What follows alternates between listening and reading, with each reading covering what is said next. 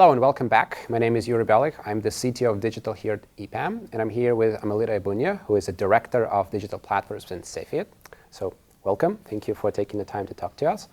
We're going to cover various topics. So Cepheid is a client of ours, and we did a Composable implementation. So we're going to briefly talk about that, and then we're going to touch about your perspective of trends, because Cepheid is an interesting customer, you're interested in domain, so I'd like to explore certain things. Okay.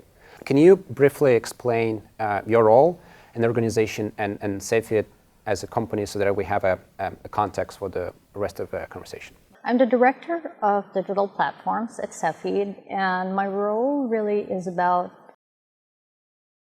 being responsible for the strategy of our digital platforms. I lead a team of product owners, product manager, and business analysts at Cepheid. Okay, and can you talk about the Cepheid as a company, and what is the domain and what do you do? Yeah. So Cepheid is a molecular diagnostics company. We have gene expert systems where you can run a broad menu of tests, expanding from healthcare-associated infections, respiratory infection, as well as women's health and sexual health. Okay. As well as oncology, actually. So that's very interesting, and that's very, not very common for like an organization to have a digital and specifically commerce strategy. What is your digital and what is your commerce strategy? Oh, well, it actually came into fruition just 3 years ago when, with COVID, it really propelled the organization to be more digital. At that time, we only had the website.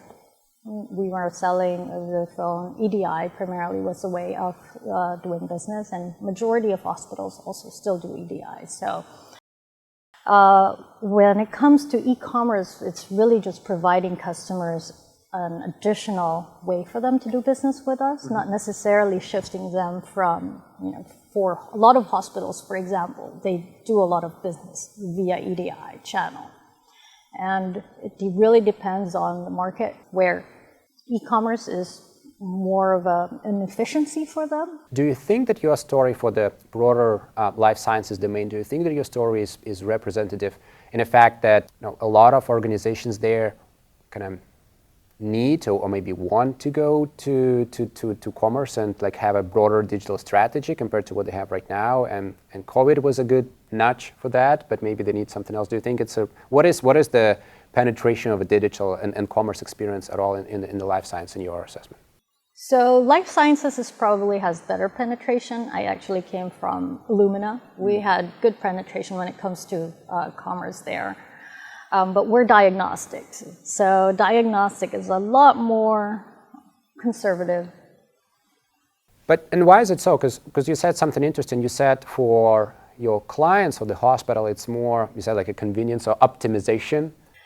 Yes, it is an optimization for some hospitals, but you have to keep in mind some hospitals wouldn't even have access to internet or very limited access to laptops. So it really takes, very specific, it really depends on the hospital setting. So for us, it's like, you will continue to see EDI. I think EDI is not going to go away for sure.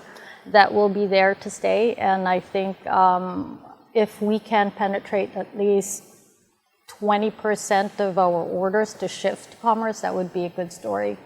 But it takes some convincing, of course. It certainly does. And it's very interesting because we run with this thesis that, there's these areas that are ripe for disruption, that they're just basically dreaming of having a B2C-like experience. But that's not the case, right? There's a lot of friction, and a lot of friction is embedded into like the institutions themselves. This is how they've been operating for quite some time, from what I understand, right? They're not really, comfortable and not really interested in switching. So you actually have to sell it to them, convince them, correct? Yes, that is right. It does require convincing, not just to our customers, but also internally.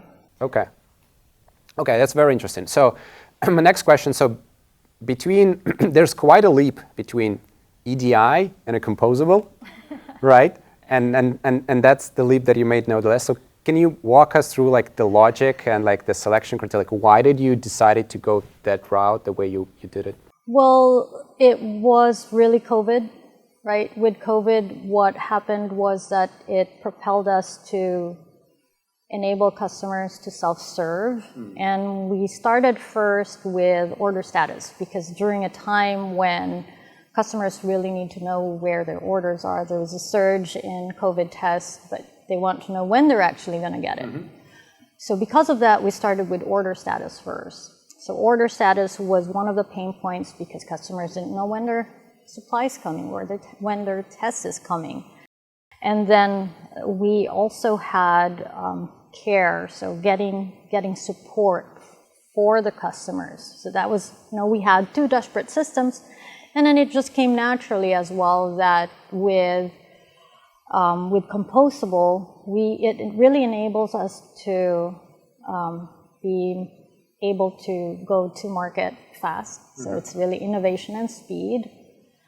And it would have been a lot longer with a monolith, for example. We were able to implement within 6 months. We did a lot of the things were more, definitely API driven to our ERP, to CMS, to PIM. So that enabled us to go to market fast. Okay, so the speed of delivery as a deciding factor to go into Composable definitely resonates. That's what we hear from customers a lot. Can we talk about like the impact of doing a Composable implementation? What we observe with our clients, it's rarely just a technological transformation. There's also some adaptation on the back office side. There might be some operational model adjustment. What was the story in your case? Like, what did it take to implement, in addition to actually building APIs and connectors? Like, what other convincing that you had to do inside the organization? Do you have to do any adjustment to your operational models?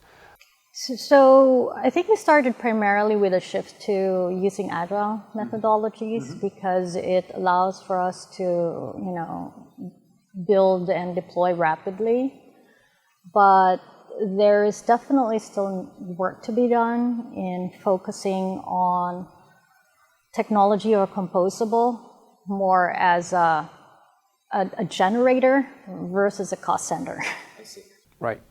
And the other thing, I know we talked about it, but I want to come back to this again, because the other thesis that we have is that the B2B clients, they have this B2C envy, right? And where they use Amazon in their daily lives, and they have this superior experience, and they have this hyper personalization and things like that, and they have a difference in capabilities. They get something delivered to them like the same day, and then they most of them want to transfer the same experience to their jobs and like where they do procurement for B2B. But you said that the hospitals, they don't really think in this way, just want to explore it. It's not really that they don't think that way, but it's just what they have access to. So when we do user interviews, for example, with in a hospital settings, there's usually a shared station. So when you think about logging in with your work email, that's not something that they can easily do. They have, they usually prefer either that they share the same login. That's one. And I can't really say that we have a B2C envy. I would say that it's really more driven by what customers are expecting from us. So we always get feedback about, you should be more like Amazon, your add to cart should be more like Amazon. So it comes, we hear about it, so we have to respond to it. Right, okay. So let's transition to other topics. And let's talk about the macro tech trends, right? There are few to talk about. I just want to see what is your perspective as someone who's responsible for the digital strategy for a very large and complex organization. What is your perspective on sort of macro technical trends that we observe? And first would be AI, obviously, like we kind of omnipresent. We have to talk about it. But let's start slow. Do you personally use any AI solutions to tool in your daily workflow? You do? I do. And it took a while because even at my organization, it took them a while to, not really a while. I mean, I think it took them Probably half a year when ChatGPT was out, took us a while, there's like, no, don't use ChatGPT, but...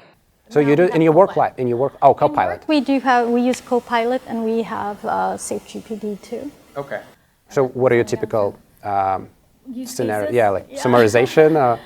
I would say typical use cases would be organizing notes, meeting notes, for example, putting down all of my thoughts, and then it comes out, spits it out more organized. Right. So. Okay. So, and then you'll wear your director hat now for the organization. Like, do you expect an impact that AI might have on your organization as a whole, on your digital portfolio there?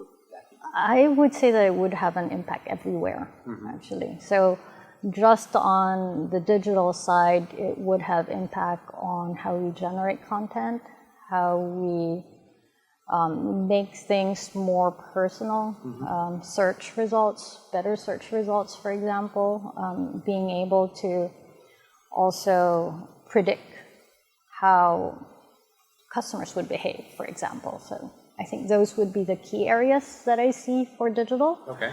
So for your domain for digital, if you just stated that there are very specific benefits that you expect be realized, what do you do and what do you do to be ready to realize them? Do you do your own research? Do you expect your partners to bring some AI chops? Do you expect the vendors?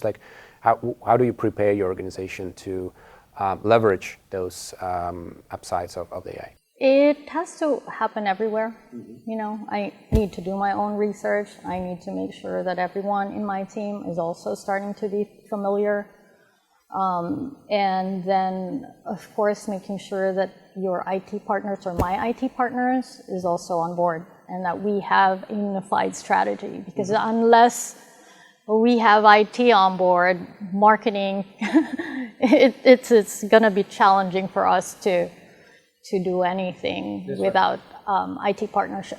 But who do you expect to take the lead here in adoption of those tools and features? Is it do you expect the IT team to reach out? Do you expect you to drive this conversation? I expect that it would be a partnership with business primarily driving it. Because again, as long as we focus on what the business outcomes are, then it's really a matter of making sure that my IT partner is also on board. Okay.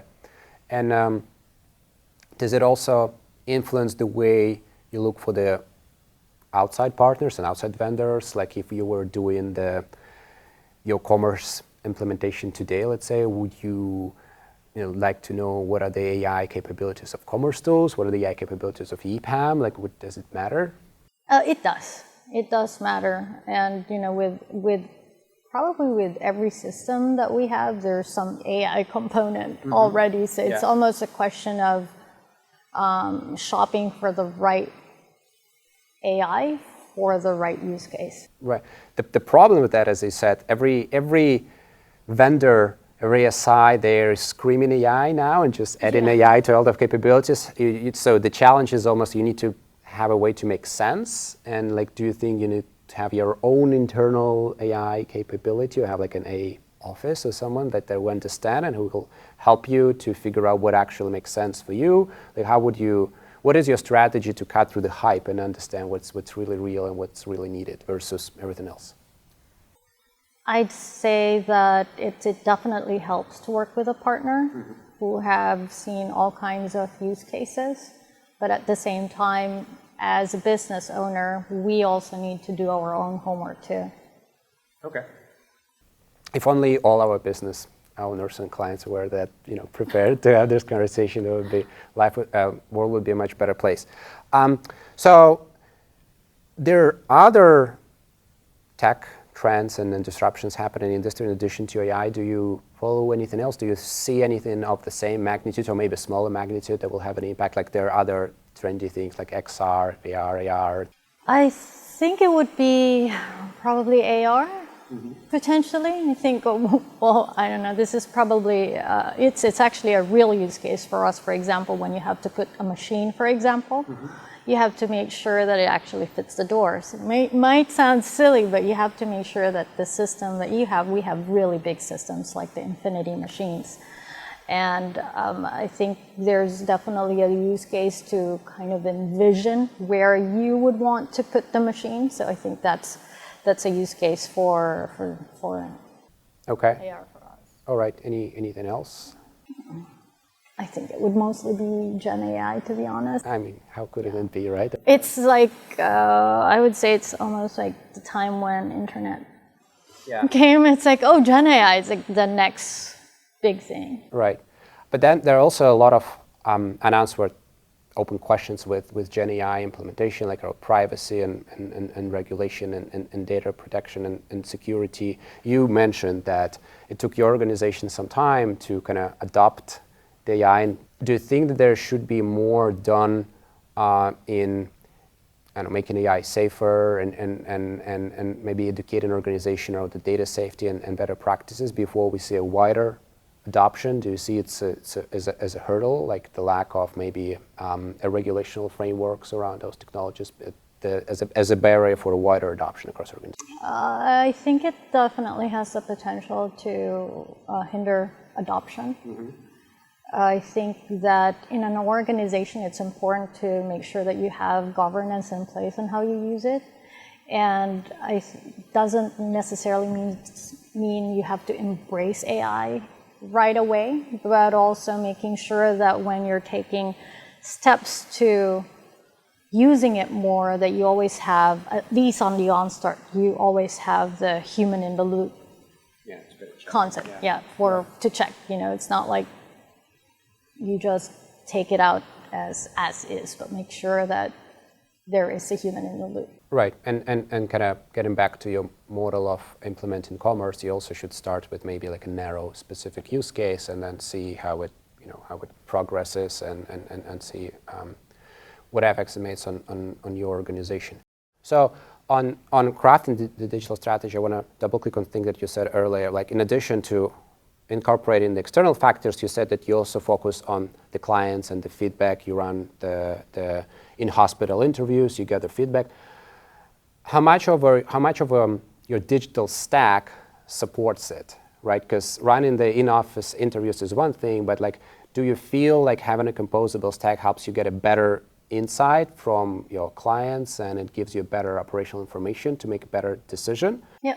It does, because again, you can just pick and choose what we need to get the feedback loop, and then I think that's the beauty of Composable. That's actually a good point. Was it a deliberate effort to craft it in this way, or was it just part of the package thing? It was a deliberate effort. Okay. Yeah. All right. To include and make sure, and customer insight is actually something that is also part of our organization as well. Mm-hmm. Where I belong, and so customer insight is also something that we make sure that we have a clear sight of. Okay, because it's so instrumental in your strategy. All right. So I think with that, we can do a wrap-up. Thank you for your time. Thank you for staying with us, answering my questions. Thank you.